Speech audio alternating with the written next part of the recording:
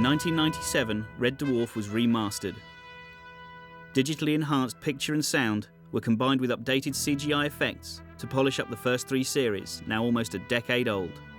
This new glossy dwarf was designed to make the programme appealing to a new generation of fans, particularly in the important overseas market, where the remastered episodes would seem less dated and more likely to attract the attention of programme buyers.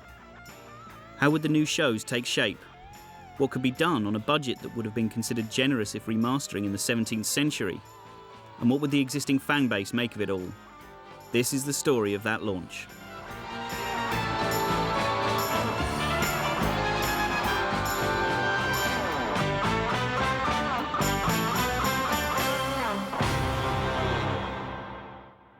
The reasons for remastering mainly were embarrassment. We took out a lot of the UK references in gags that were very dated to that time. It was possible to do things that we weren't able to do the first time around. We might have wanted to do a lot the first time around, but the technology constrained us. The people who worked for the BBC who were selling Red Dwarf said basically, we can't sell it. No one. Although the later series are fine, the first 2 series are just so god-awful, we can't sell it to anyone. And I said, would it help if they were remastered and we got a whole new look? And they went, oh, well, if you could do that, problem solved. Then we will be able to take them to Japan and blah, blah, blah, and sell them. So with my constant one eye on the film, I thought, well, if we can crack Japan, huge territory, that's definitely the way to go. Doug Naylor and Ed Bye revisited the episodes one by one and made copious notes of what might be improved. Everything was on offer: editing tweaks, sound and picture improvements, effects upgrades, continuity fixes, the lot. As I went through it, my notes became longer and longer and longer, and I realised that there's so much we could do that to improve the shows. There is a use of the word remastering to mean this will be the original show or music or whatever they're talking about, but polished up, in the same way as people get scratches off old vinyl recordings. The other approach is you could say, well, let's not do that, let's revisit the thing and let's just actually forget what we did the first time around and approach the thing in a completely new way. Let's wipe the slate clean and see what we can do now to make a virtue of making the shows a different take on each episode. Pacing of shows change. You know, what you used to do 20 years ago or 15 years ago, pace-wise of a show now could look tediously long. The original shows will always be there. This is something else, and this is working for, you know, other markets outside of the UK. And hey, if UK Red Dwarf fans want to watch them and enjoy them, great. But it's not a replacement. In the same way that, you know, George Martin's taken Beatle tracks and done different versions of them. Now, you may love them, you may not, but, you know, it hasn't erased time and we haven't lost the original Beatles tracks. Correcting mistakes and doing what couldn't be done before were high on the team's agenda, typified by the chance to reshoot and revamp the ambitious opening shot of the show. And we did what we always wanted to do, which is the big pull-out. And, of course, we had the sophisticated technology then to be able to pull it off. The team's experiences with Series 7 had also shown how significantly picture quality could be improved in post-production. 1-inch videotape is not digital.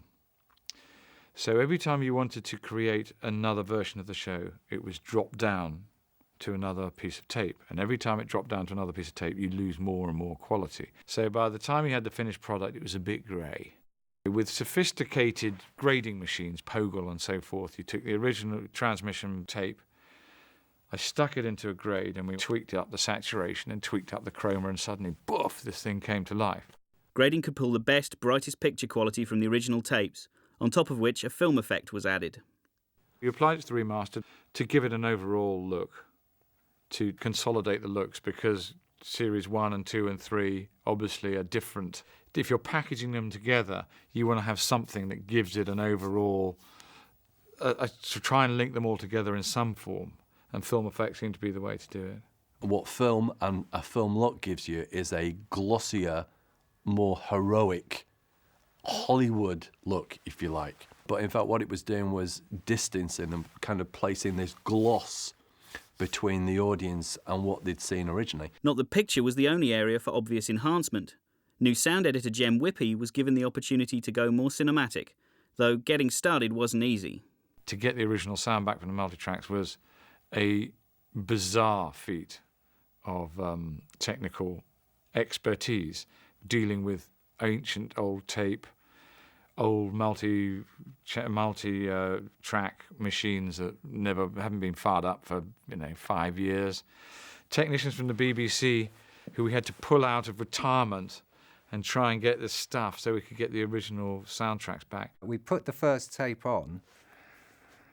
I thought, great, the wheels are going around, there's sound coming out of this thing, it's fantastic. What I'll do is I'll just play them through and I'll take all the sound off those and I'll put them onto the computer. Why are you always asking him? I'll do it. About 3 minutes into this process, the sound starts to fade away and starts to become very like this, and you can't hear anything that's going on. So like, hang on, stop everything. So we go back to the machine and I look at the playhead on this machine. The sound runs across a head which picks up the sound for it. And the trouble is that all the oxide and chemicals and magnetic coating on this tape was starting to come off because the tapes were so old. So to play a couple of minutes till it drifted off, stop, clean all the machines down again, run back 10 seconds, do another 3, 4. We might get, 8 minutes if we were lucky or what have you. We had to go through all these tapes and do this thing. And then, of course, you've got files which are non-sync, so you've got to edit all these elements back together again. Separated audio tracks also allowed the cast dialogue to be stripped out. For the first time, the early series could be made available for dubbing overseas. Všichni jsou mrtví, Dave. Chen snad ne. Gordon, Bennett, ano i Chen, všichni jsou mrtví, Dave. The new stereo mix provided cleaner dialogue tracks and a richer overall soundtrack, with sound effects for everything. The team were also able to use library music to enhance parts of the show that might have benefited from more dramatic scoring. Listeners predicted death in Future Echoes now seemed a lot more imminent.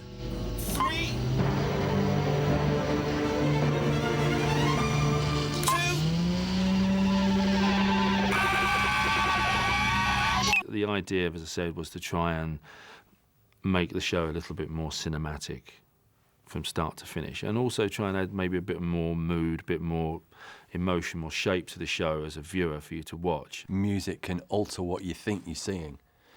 You have, grey set, grey walls, everything's slightly kind of plasticky, and then you get a big orchestral piece on it, and suddenly you think, no, what I'm seeing is actually, amazing. But it was in the area of model effects that the remastered made its biggest changes. Never entirely happy with the original Red Dwarf model, Doug and Ed called in the BBC effects team to come up with something new.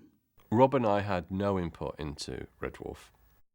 We expected it to be a big, horrible, ironmongery type mining ship, but we didn't expect it to be in a big, massive block. In terms of it being a kind of a tanker, they're going to be built in components, and the components would be added to one another.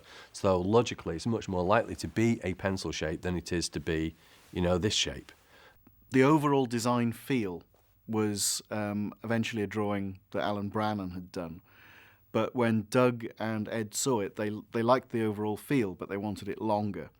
So Alan took that drawing he'd done, photocopied it, then cut out the middle, extended the two ends and represented it. And they said, no, longer. And we did it again, and it was no, longer, and did it again. So in the end, that's why there's 2 asteroid bays on the new Red Dwarf, because it started to look a little bit front-heavy or back-heavy. So a little bit of symmetry was brought back into it. So we made a new Red Dwarf, which went from ostensibly that size to way, way past the edges of this shot. And it was huge.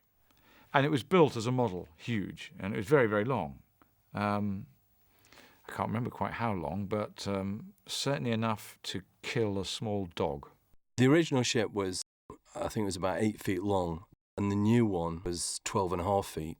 Just as a piece of modelling, it was light years beyond the original one, which was kind of hurled together very, very quickly.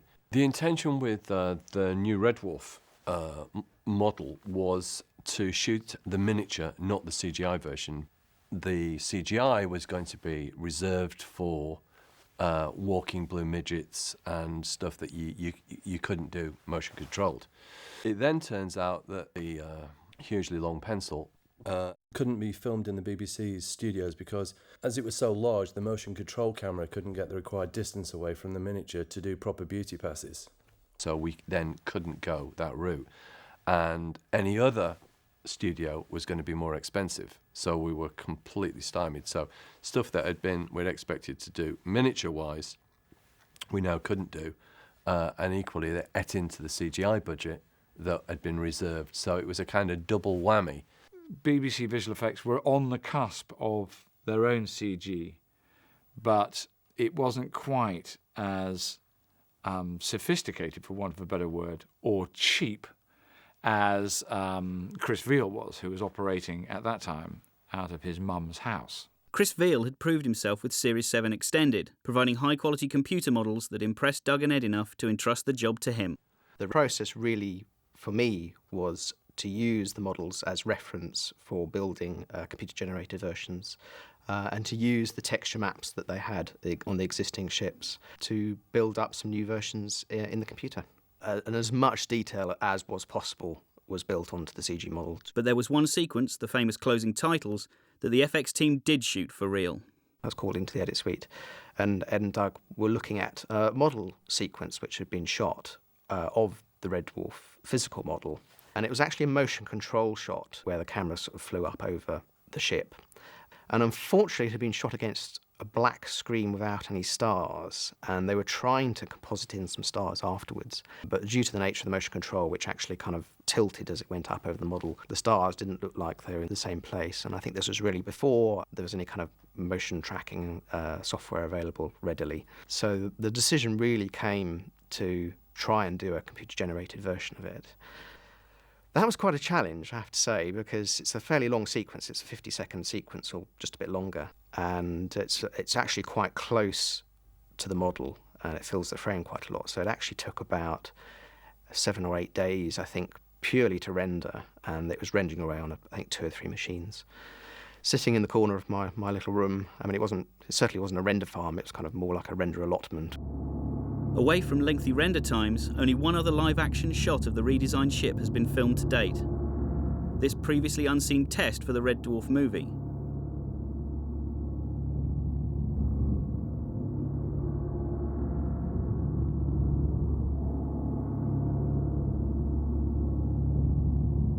Back in the computer realm, Red Dwarf was soon joined by Blue Midget.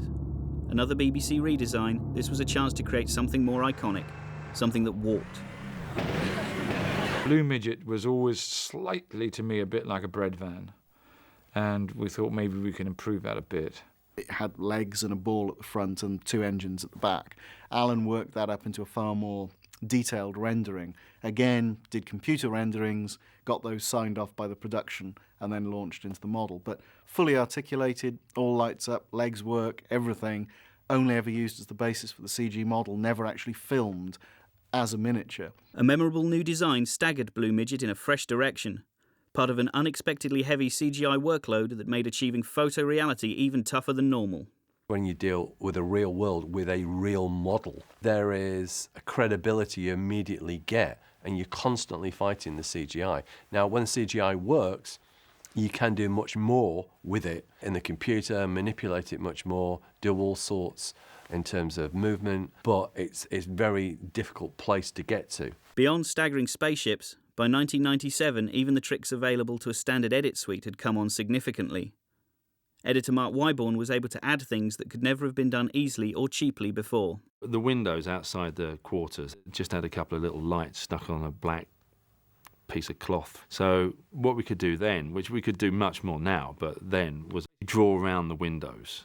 And then we had some star fields, basically just slid them behind. It's not there all the time because the camera moved around, you know, as people moved around. It's very difficult then for us to make it look like it was really there then. So most of the time I did it, as soon as the camera got stopped and stationary, it didn't move, I sort of shoved some in. Back in reality, reshoots were scheduled to replace footage that really annoyed the makers. Norman Lovett was pulled in to recreate his original Holly performance, though there was a little something missing. I had to go back and do it, and I had to wear this wig because my hair all went, and I had some hair when I first did it, and they put this wig on, and I just thought, oh my God, you know, I just thought, please. The funniest thing was trying to make him look as bad as he did in the other shows, really, with being pixelated and everything else and soloized, purely because that was done on a piece of equipment we didn't have anymore. This was an Ed thing that Ed wanted to redo. I think he was not satisfied with Norman's look. The pixelation changed from show to show, the way he came on and off. And I think he thought it would be quite easy, get Norman in, get him to redo the lines, make it all look consistent, then just drop it in and off you go. I thought I could navigate at light speed, but I just can't wrap my head round it. Gordon Bennett, that was a close one. And then for the most part, when it was dropped in, it didn't really quite fit. Norman's performance really wasn't as vibrant as it had been in front of the audience. In the end, a significant amount of Lovett's reshoot material went unused, as did attempts to remake Queeg's classic chess scene. More successful was the no-expense-spared solution to an animated Rimmer ejection. An available corridor set was also employed to extend a moment on the episode Polymorph. Not all the additional shooting was so sophisticated, however.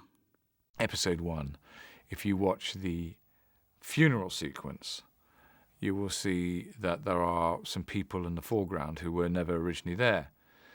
This was a very late reshoot, which Doug came up with while we were in the edit.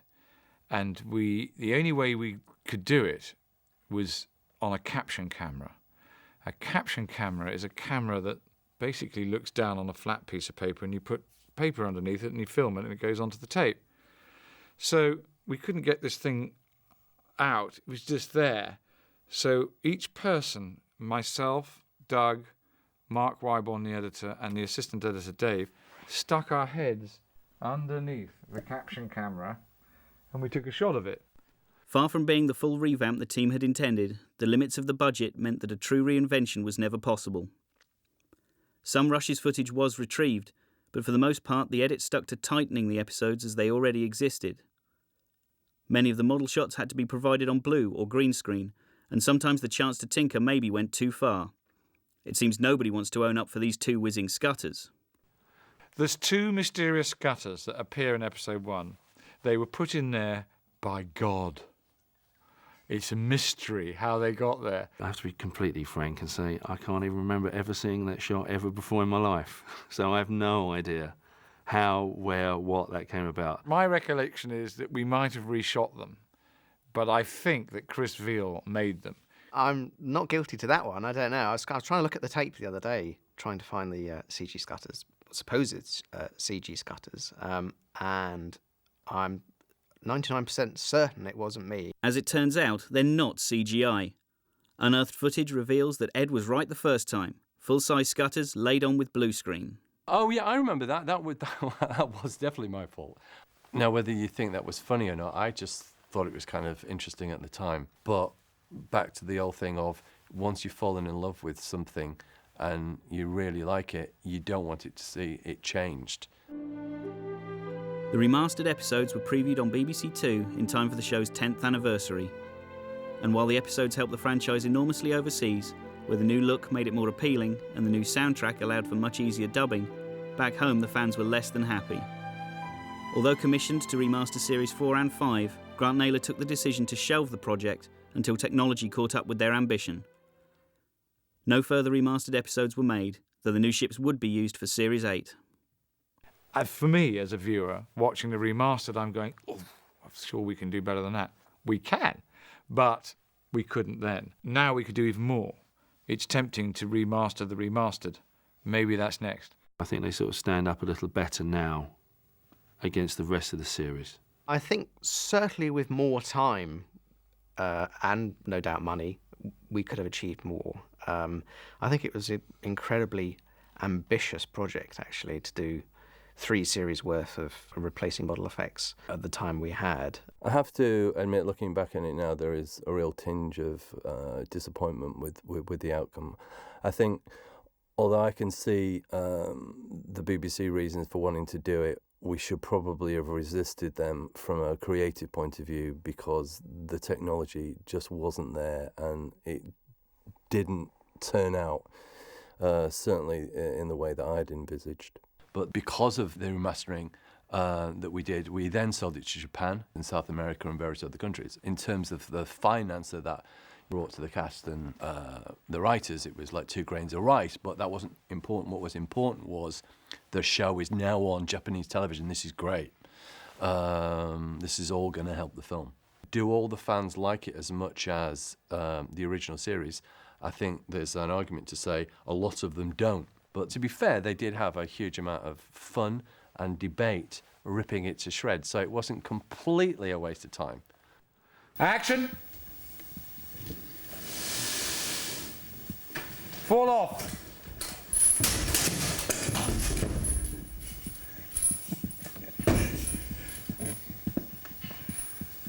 And cut. Save the reds. One of them. It's not as good. But yeah, moving on. Okay, Ricardo.